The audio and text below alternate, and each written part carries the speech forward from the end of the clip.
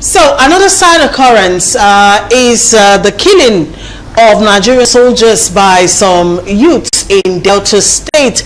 Not fewer than 16 security personnel, military personnel, I beg your pardon, were killed in a Delta community, and it's been from one level of brouhaha to another. Okay, according to information, these victims were actually responding to a distress call in a community in Delta State, and unfortunately for them, they were surrounded by some Irish youths in that part of the country, and they were killed.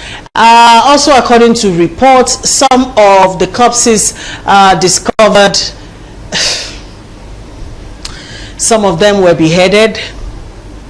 Some had their hearts and their stomachs ripped out. It's a whole lot. Okay, so, and the military is not laughing about this. Okay, so a few days after that, that community in Delta State has been burnt to the ground in several videos trending on social media. Even though the military has not come out to take responsibility for that, there are insinuations, in different places that it could be the military, doing that in reprisal for the killing of their men. It's really sad, just 16 soldiers killed in cold blood just like that. Anyways, let's quickly take a look at some of the villages being burnt down. Then we'll come back and we'll talk about the killing of these soldiers. We'll be back.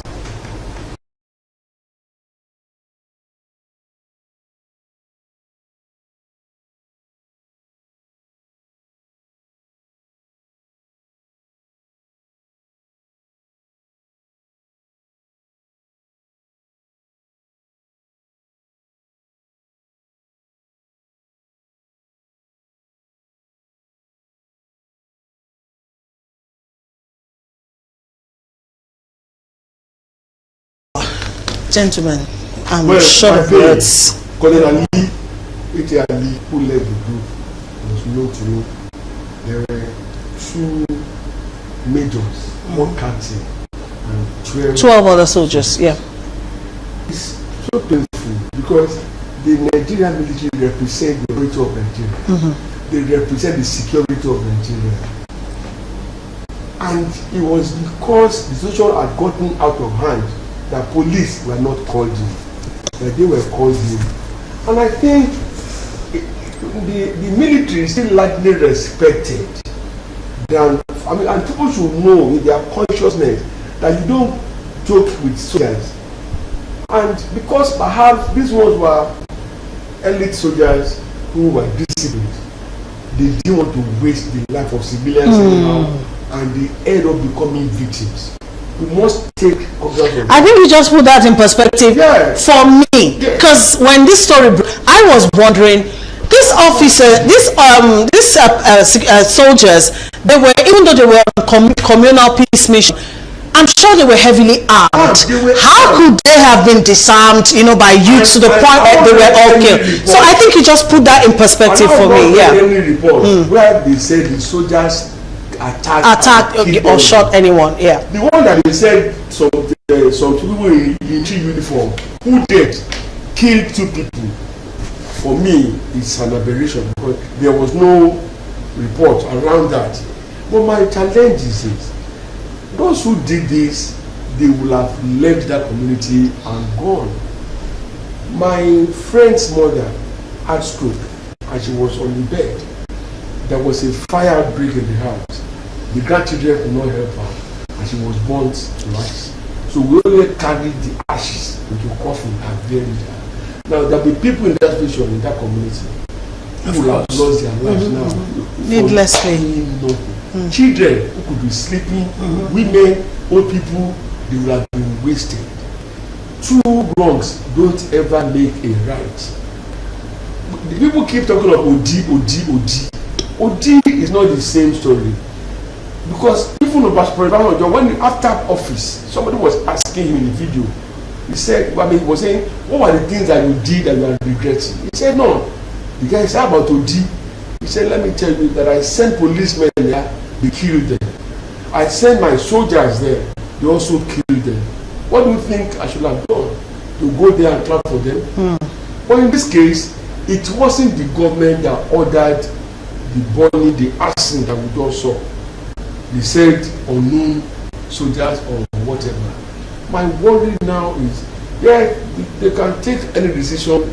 They have, in burning that place, even evidence that has been burnt alone that could have led to those who did. So you are against raising down that community? No, they could have destroyed evidence now. There could have been people who would have been burnt alive now, who could have told them ABCD were responsible for that. What do you think, Mr. Zukama? The thing is this. Those days when we were kids, we went to Enugu Sports Stadium to watch sports. And if you talk to a policeman, go back, you talk to a person, he reasons with you. A soldier says, go back, before you open your mouth, I slapped you. I didn't understand it as a kid. But then when you understand the mentality of the soldier, the training of the soldier, you realize that a soldier is trained to obey orders unquestioningly. So you're trying to explain when he has given you an order. He doesn't understand it. To him is insubordination. He punishes you immediately. When you understand the mentality of a soldier and his training, you understand that soldiers have no business in dealing with civilians. It's community clash. It's the police that handle such matter. Nigeria became over-militarized. Election, we have soldiers. Every issue, we have soldiers. What are soldiers doing trying to settle a problem between two communities? Civilians. A persistent problem. Yes, yes. A persistent problem. That should be handled by the court and the police. So the masses over there do not understand the soldiers and their reasoning, and consequently, does that justify the killing of the security personnel? Okay. Consequently, they became suspicious of them, hate them, and the bitterness when you have to dismember a man you have killed already. It's an extreme form of expressing anger, bitterness, hatred.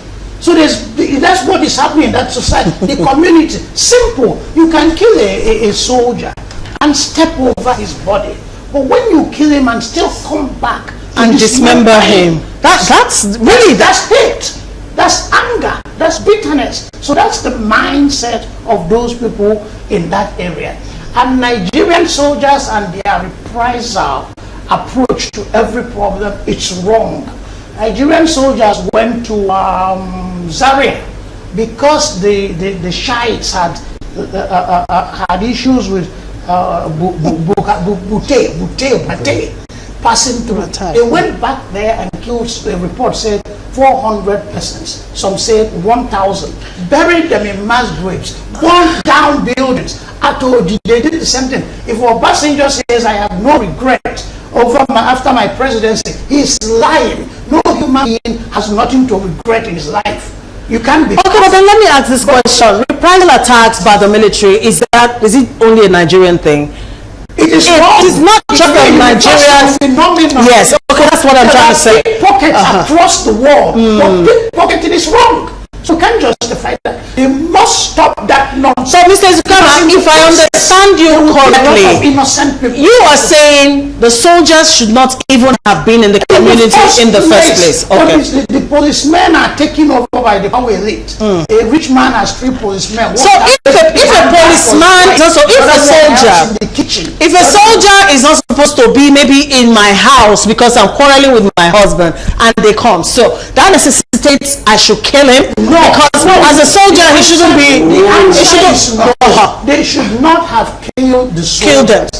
But there are, if a man, let me deviate a little. If a man comes home and sees another man on top of his wife and kills the man, the court will be very lenient with the man, because considering the psychological or the mood of the man on sighting a man on his wife, you don't expect him to act rational. The people in these communities acted irrational, and which were dramatized by their coming back to dismember these people. There's been so much. Do you have evidence of what soldiers did for them to come back? Because when listen, listen, you have spoken well, and again, I always said it. You see, injustice for one is injustice for all. I'm a victim. I'm a victim of a communal clash in my village, where two villages decided to fight themselves, burn houses, and the soldiers came. Camp returned. All right, camp returned. Now, whatever happened, I am not here justifying anybody killing anybody.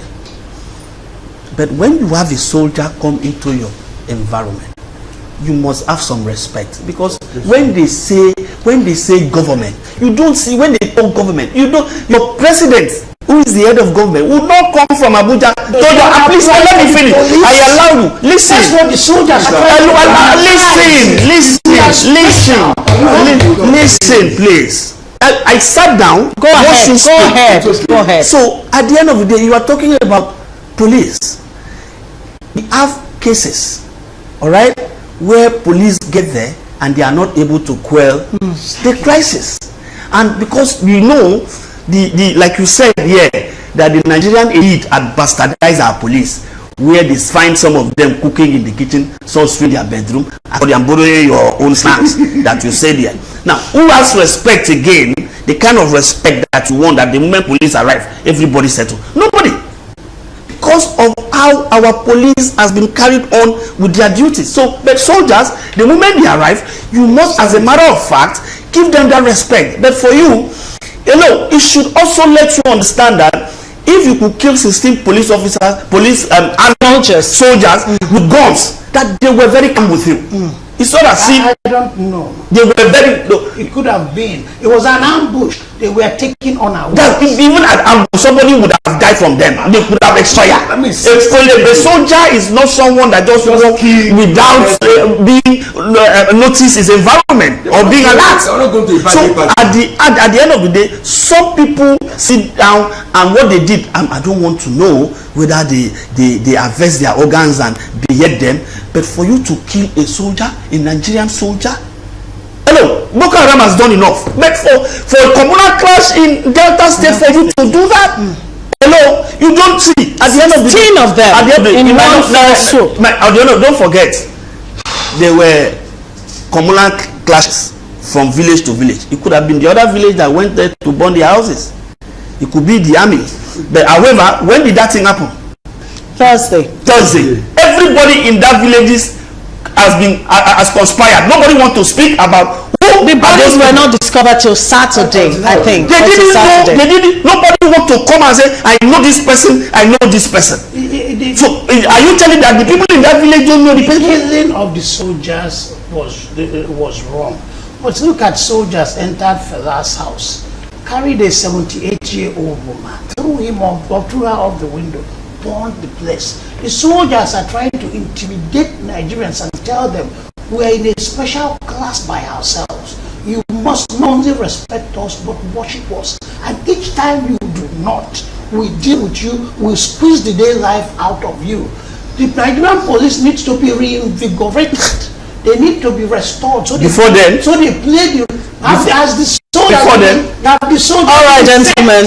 Law enforcement. Thank you, Mr. Izuka. Okay, if it's military, would you now know what would happen to police, even if you send a truckload of police officers to that place? Thank you, gentlemen. I know that this topic is very sad. I have to, sir. I know that this topic, it strikes a very unpleasant chord. Where I'm speaking for myself. I think the action that those youths was barbaric. Nothing justifies the killing of any human being. Talk more of soldiers. I don't worship soldiers, but I respect them, and I respect them a whole lot because they are responsible for upholding the integrity of this country. When you and I are sleeping, they are in the forefront of every battle. All right, they deserve some element of respect, and at least I extend that courtesy to them. Well, in the words of our dear President Bola Ahmed Tinubu, those responsible for this barbaric act will not go unpunished. Well, the community raised down is just one of the many things we might be seeing. I'm saying, because when you offend the military like that, you can expect anything. You can't. It was barbaric. Nothing justifies the killing of anybody in that regard.